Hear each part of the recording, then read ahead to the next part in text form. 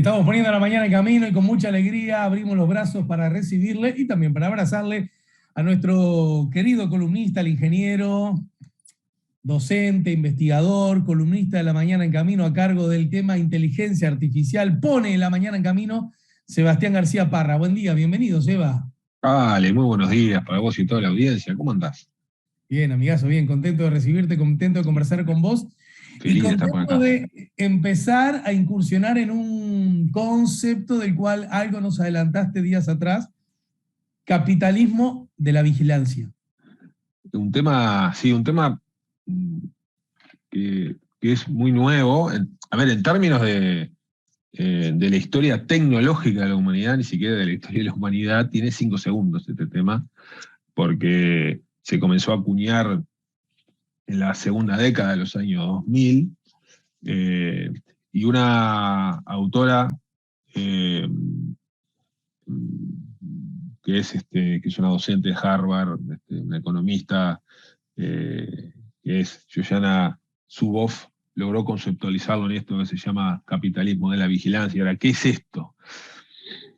Y para eso tenemos que hacer un poquito de historia, e irnos un montón de años atrás, 2008, que es cuando, de alguna manera, comenzaron a haber algunos movimientos importantes a nivel de tecnología. En un principio, desde de una de las empresas más importantes del mundo, que es Apple. Que Apple lo que lanzó, quizás unos años antes, es el famoso iPod. Era aquel dispositivo con el cual podíamos escuchar música. Era un dispositivo chiquito, sí, eh, quizás algunos oyentes lo recuerdan, eh, que revolucionó para siempre la industria musical, porque ahora podíamos descargarnos las canciones que queríamos y almacenarlos en ese dispositivo y escucharla cuando quisiéramos. Un concepto que dentro de lo legal, porque existían métodos ilegales para hacerlo, dentro de lo legal era algo absolutamente revolucionario, porque más allá de lo tecnológico, apuntaba a un fenómeno social de nuestra época, que es que cada uno de nosotros, cada uno de los seres humanos puedan construir su identidad, puedan construir su camino, y por lo tanto este dispositivo apuntaba a eso, porque cada uno podía tener su música allí, ¿no? Podía estar absolutamente personalizado el dispositivo, eh, y esto apuntaba a nuevas necesidades de la sociedad. Y las empresas que estaban alrededor, las grandes empresas, Google, Facebook, apuntaban a esto mismo. Y yo tengo acá algunas frases que en su momento, cuando estas empresas comenzaron a trabajar fuertemente y a mover el mercado, mencionaban como términos favorables a la vida, rescatar a las personas de los viejos límites institucionales, encontrar lo que quisiéramos cuando lo deseáramos, alinear intereses comerciales de una empresa a los intereses genuinos de los consumidores. Esto era el mensaje que estas empresas instalaron en el colectivo, ¿no? Empresas que estaban muy alineadas con nuestros intereses personales y que nos iban a rescatar de los viejos paradigmas, ¿sí? Nos iban a colocar en la nueva, nos iban a permitir colocarnos en la nueva era, en la modernidad. Ahora bien, la empresa más importante del mundo, Google, en esa época no encontraba su modelo de negocio. ¿Qué quiere decir esto? No hacía plata. Tenía muchísima tecnología en cuanto a que era el mejor buscador del mundo. Sin embargo, no recibía ingresos. Y allá por los años 2000, principios de los años 2000, esto empezó a ser un problema. De hecho, allí se vivió una crisis, que fue la crisis de las .com, porque era una época que existían muchas páginas web, muchas iniciativas que empezaron a explotar como burbujas, y esos negocios empezaron a caer, porque prometían mucho, habían recibido muchas inversiones, estamos hablando de empresas que eventualmente habían recibido 30, 40, 50 millones de dólares, pero no hacían dinero. Y a Google le estaba pasando eso. Esto generó que Google hiciera algunos movimientos importantes. En su momento, en los negocios que hacía Google, búsqueda a su competidor, que era Yahoo. Y por eso recibía dinero.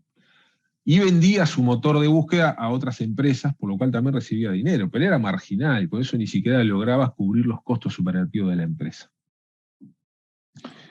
Por lo tanto, había que buscar una nueva forma de hacer dinero. Y no estaba presente cuál era esa forma. Y la historia, que es apasionante, dice que lo encontraron accidentalmente, pero accidentalmente no solo encontraron una forma de hacer dinero, sino cambiaron la economía actual, y la cambiaron para siempre. ¿Y cuál fue ese accidente? Uno de los técnicos de Google, que en realidad se conoce muy poco de él, no es uno de los fundadores, analizaba constantemente los datos de las búsquedas que hacían las personas, que obviamente en ese momento eran mucho menos, ¿no? en varios órdenes de magnitud de las búsquedas que hacemos hoy. Pero ya tenía un uso importante dentro de los Estados Unidos, fundamentalmente. Y a partir de los análisis que él hacía todos los días, de las búsquedas, podía extraer datos para mejorar al buscador. Esto es muy importante. Lograba extraer datos para mejorar las experiencias que tenían los usuarios con el buscador. Y un día se encontró con algo muy interesante, que lo tengo anotado porque siempre me olvido el nombre de la actriz. Hay una actriz que es Carol Brady. Y un día llegaron y se encontraron con que había miles de búsquedas, cientos de miles de búsquedas sobre esta actriz, Carol Brady. ¿Carol? Brady. Entonces no había una explicación. Se pusieron a analizar esto y encontraron que esa búsqueda se había dado el día anterior, en particular la noche anterior, con 2 horas de diferencia entre picos. Había un pico de miles de búsquedas, luego eso bajaba, 2 horas después miles de búsquedas, eso bajaba, luego 2 horas después, nuevo pico. ¿Y qué encontraron? Encontraron que eso respondía a un programa que se transmite en las noches en Estados Unidos, que era ¿Quién quiere ser millonario?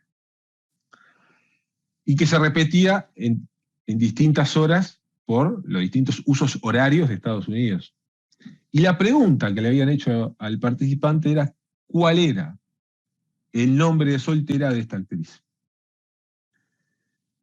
¿Y qué hizo la gente por primera vez? Fue a buscar a Google. Fue a buscar a ese nuevo buscador y encontró la respuesta. Para responder entre casa, que era lo que tenía que responder el participante. Y esto fue lo que le hizo prender la lamparita a Google, de que se podía conectar el mundo físico con el mundo de las búsquedas, con el mundo electrónico, y por lo tanto, empezar a conectarlo con cuestiones que las personas necesitaban. En ese momento lo que la persona necesitaba era la respuesta a una pregunta de un programa. Pero se empezaron a dar cuenta que después las personas necesitaban camisas, necesitaban electrodomésticos, que hacían búsquedas sobre un electrodoméstico para saber cuál era mejor o qué se decía de él. Y comenzó a aparecer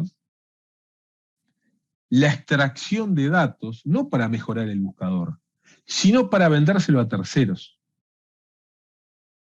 Porque esos datos, lo que le empezaron a permitir a hacer a Google, es un nuevo negocio que justamente es el capitalismo de la vigilancia. Es extraer datos que nosotros a priori se lo estamos entregando a Google para hacer una búsqueda, pero hay un excedente de esos datos, que se utilizan para comercializarlos y, por ejemplo, permitir que anunciantes de televisores, por ejemplo, puedan ofrecerme un televisor cuando estoy haciendo la búsqueda de uno. Y ahí comenzó el gran negocio de Google, un negocio que no ha parado de crecer y que tiene que ver con esto, tiene que ver con no solo extraer datos, y acá está lo potente, sino extraer nuestras experiencias. Porque primero se dieron cuenta que con las búsquedas ya había un gran negocio. Pero como toda actividad propia del capitalismo, y esto es razonable, tuvieron que buscar otros métodos para extraernos más experiencias. ¿Cuál fue el siguiente paso? Generar un sistema operativo para teléfonos celulares. Por lo tanto, ahí iban a tener mayor cantidad de información para nosotros. Recordemos que Android lo desarrolló Google. Por lo tanto, ahora ya no era solo en las búsquedas, sino es dónde estoy, ¿sí? ¿Cómo me muevo? ¿Cuáles son mis contactos? Por lo tanto, empieza a aparecer mayor cantidad de información, mayor cantidad de segmentación posible, más precisión y por lo tanto más auspiciantes que están dispuestos a poner millones de dólares para lograr vender sus productos a través de la plataforma publicitaria de Google. Eso cambió la economía mundial para siempre. ¿Y por qué traemos este tema? Porque de alguna manera es noticia. Yo me acuerdo que hace algunos años conversando contigo, Ale, me decías, bueno, tratemos de traer temas que de alguna manera estén conectados con la realidad, con la realidad noticiosa. Y una noticia que no se dio a conocer mucho, por ahora, es que la empresa Disney acaba de firmar un acuerdo con una empresa que se llama The Trade Desk. Nadie la conoce, esta empresa. Muy pocas personas la conocen. Yo lo he chequeado con colegas y no conocen a esta empresa. Ahora, como dato, es una empresa que factura 1.2 billones de dólares por año y tiene 2.000 empleados. Ahora, como una empresa tan grande, claro, nadie la puede conocer. Y esta empresa de Trade Desk forma parte de un conjunto de más o menos 120 o 150 empresas de Estados Unidos que se dedican exclusivamente a comprar datos de estas empresas, por ejemplo, como Google, o en este caso como Disney. ¿Para qué? ¿Qué puede hacer Disney? Bueno, pueda hacer publicidad en todas sus plataformas. Disney tiene varios canales, todos digitales hoy en día. Y además existen otros canales digitales, como puede ser Netflix y demás. Disney se está dando cuenta que el negocio de suscripción no alcanza, y por lo tanto es importante comenzar a hacer publicidad adicional, segmentada, que cuando yo estoy viendo una película en Disney Plus, pueda además ver publicidad ideal para mí.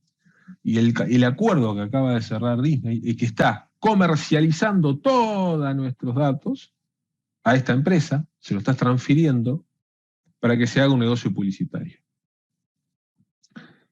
Ahora bien, ¿en qué momento nos avisaron a nosotros que esto iba a suceder? En todo momento. Nos dijeron que podíamos leer las condiciones. ¿Cuándo Google nos avisó que nuestros datos iban a andar por ahí? En todo momento, leyendo las condiciones. También lo hizo Netflix, también lo hizo Microsoft, también lo hicieron un montón de otras empresas. Ahora, mira qué interesante. Se estudió en la Universidad de Carnegie que si nosotros nos pusiéramos a leer todos los contratos que nos muestran cuando nos suscribimos a algún nuevo servicio, por ejemplo, cuando abrimos una cuenta nueva en Google, que nos dice lea el contrato y debemos aceptar y siguiente, nos llevaría 76 jornadas laborales leerlos todos. Eso solo implica leerlos por primera vez. Pero además tenemos que leer todas las actualizaciones que en forma unilateral las empresas hacen. Cuando nos dicen acaban de cambiar, lo hemos visto, seguramente los oyentes lo han visto también un montón de veces, que dicen, bueno, cambiaron las políticas de servicio de Google y nos las hacen leer. En realidad no las hacen leer, quieren que las aceptemos y con eso alcanza. Y en esta misma universidad se estudió un efecto muy interesante que es el siguiente. Mira qué interesante, Ale. Es muy distinto para un ser humano desde el punto de vista psicológico firmar un contrato digital que un contrato físico. ¿Qué quiere decir esto? Que si Google viene y nos entrega el contrato y nos pone arriba de la mesa y aparece un escribano adelante, nosotros vamos a leerlo. ¿Sí? Lo vamos a leer y vamos a firmar. Cuando es digital, está demostrado, y eso se utiliza, que un porcentaje muy bajo termina leyendo eso, y lo que se hace es aceptarlo, y con esa aceptación alcanza. Entonces, ¿qué es esto del capitalismo de la vigilancia? Es el nuevo paradigma mundial de negocios, en el cual el problema no es el capitalismo. El problema es que se está generando muchísimos negocios multimillonarios. Es muy difícil incluso entender los volúmenes de dinero asociados a esto, producto de nuestros propios datos. Pero no son los datos que nosotros les entregamos a las plataformas para que ellas mejoren, para que aprendan y se adapten, sino es ese segmento de datos, ese residuo de datos que la empresa va a utilizar para vendérsela a terceros o para potenciar su negocio por fuera de su propia plataforma. Y esto hoy ya está totalmente, diría Ale, descontrolado, en el sentido de que es muy difícil trazar para nosotros dónde están nuestros datos. Una vez que se los entregamos a Google o se los entregamos a Facebook, es muy difícil saber dónde terminan. Yo, para preparar esta columna, estuve leyendo los contratos de servicios de Facebook, y realmente son leoninos, en el sentido de que ellos tienen derecho a compartirlos con universidades, tienen derecho a compartirlo con otras empresas. Y algo que me llamó poderosamente la atención, con sitios de venta físicos. O sea, tienen derecho de tomar sitios de venta físicos, como puede ser supermercados, shoppings, grandes superficies con las cuales Facebook tiene acuerdos, y que los datos que nosotros hacemos circular por la propia red social estén vinculados con esas empresas. Ese es el capitalismo de la vigilancia. Y a eso hay que asociarle todos los dispositivos que hoy estamos colocando en nuestras casas, que yo los tengo, no estoy fuera de esto, ¿no? Los dispositivos, los relojes, las pulseras, que permiten obtener muchos datos biométricos y biológicos nuestros, que hacen todavía que este capitalismo de la vigilancia aún tengan más información respecto a esto. ¿Qué podemos hacer en cuanto a esto hoy, como ciudadanos? Conocerlo, no mucho más, pero sí estar al tanto, y esto me parece que es el objetivo de esta columna, de cómo hoy se está moviendo el mundo respecto a esto, y alentar, y acá también sugerir esta lectura que es La era del capitalismo de la vigilancia. Es un libro que se puede conseguir, de Shoshana Zuboff, donde explica con mucha claridad, se puede conseguir además en español, con mucha claridad todos estos conceptos, y aprovecho a agradecer a mi gran amigo Federico, que me lo hizo llegar en su momento, y lo he podido disfrutar y ahora difundir. ¿Qué es lo que Federico entonces te arrimó? Bueno, este libro de Shoshana Zuboff, La era del capitalismo de la vigilancia, donde ella, con una brillantez absoluta, logra describir qué es lo que las empresas tecnológicas están haciendo con nuestros datos, y cómo este modelo de negocio responde, y esto es lo más apasionante, responde a una nueva era del ser humano, donde hoy en día nosotros, de alguna manera, hemos cambiado. No somos iguales a nuestros abuelos, en cuanto a que cuando ellos, 2 generaciones atrás, de repente nacían, ya más o menos sabían qué lugar iban a ocupar en la sociedad. Y el hecho de esta libertad que hoy tenemos para ir eligiendo nuestros caminos en la vida, de ir teniendo ciertos aspectos culturales y sociales a la medida, a la carta, hace que para estas empresas eso sea muy beneficioso. Porque permite que tengan más casuísticas, y permite que este negocio de segmentar en el 1 a 1 sea todavía aún más beneficioso. ¿Sí? Así que recomiendo a todos esta literatura, y empezar a, como siempre decimos, ¿no? Empezar a incorporar a nuestro vocabulario este concepto que de alguna manera es el que hoy está haciendo, gracias a nosotros, hacer funcionar a empresas multimillonarias alrededor del mundo. Seba, y en el final te pido, y si querés, lo desarrollás más adelante, pero si podés tirarnos una pauta, pista. Es decir, este asunto es un hecho, ¿no es cierto? Y es un hecho bastante consolidado, y consolidado en forma global y multitudinaria. ¿En qué? No soy de los que cree que necesariamente todas esas cosas vienen acompañadas de malas noticias, y tampoco soy de los que cree que todas inexorablemente vienen acompañadas de puritas buenas noticias, ¿no? Entonces, ¿cómo hacemos nosotros, cada uno en su pequeñísimo jardincito de poder y de soberanía, usarlo a favor como una buena noticia? Uy, qué bueno que tenemos esto porque plin, plin, plin, plin. Y en la medida de lo posible, cómo poner freno o distancia a lo que de algún modo me pueda perjudicar. Es muy buena la pregunta, y es tan buena que no tiene respuesta, porque recién hoy se está empezando a establecer. A ver, estas empresas van a seguir funcionando, está claro.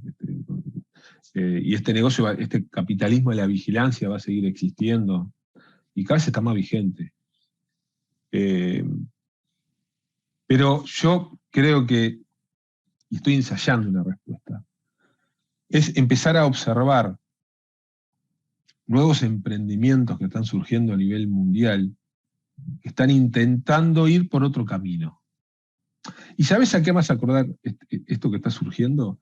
Al auge, por ejemplo, de la alimentación orgánica, ¿no? Donde uno termina pagando por lo que es natural. Termina pagando por la manzana que fue arrancada del árbol y no tiene ningún producto químico. Termino pagando más por eso. ¿Me permitís otro ejemplo que podrías asimilarse al que acabas de decir, que luce como contradictorio, que yo tampoco nunca terminé de entenderlo del todo, y es cómo cuando voy a una tienda a comprar algo o un servicio, si llevo el dinero me sale más caro que si llevo el plástico. Cuando yo soy de la generación que inicialmente el plástico implicaba que a lo mejor te cobraban de más porque no tenés el dinero. El famoso si me pagas en efectivo te hago el descuento. 10, claro. Sí, claro, es que ahí este movimiento está haciendo que están apareciendo empresas donde el concepto es: somos transparentes, tus datos están cuidados, tus datos tú podés trazarlos. Ya empezaron a aparecer algunos buscadores pequeños, todavía incipientes, donde existe un concepto de gobierno descentralizado, donde no es que uno toma la decisión de que una noticia es falsa y la baja, sino que se hace en comunidad.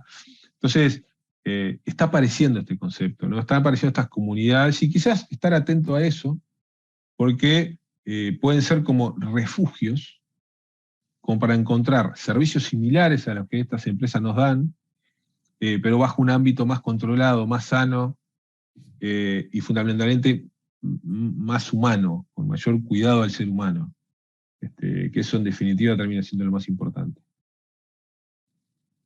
Bueno, muy bien, compañero, nos vemos la semana que viene. Fuerte abrazo para vos y para toda la audiencia. Sebastián García Parra, en su columna de Inteligencia Artificial, nos acaba de ayudar a poner la mañana en camino. Gracias, Seba.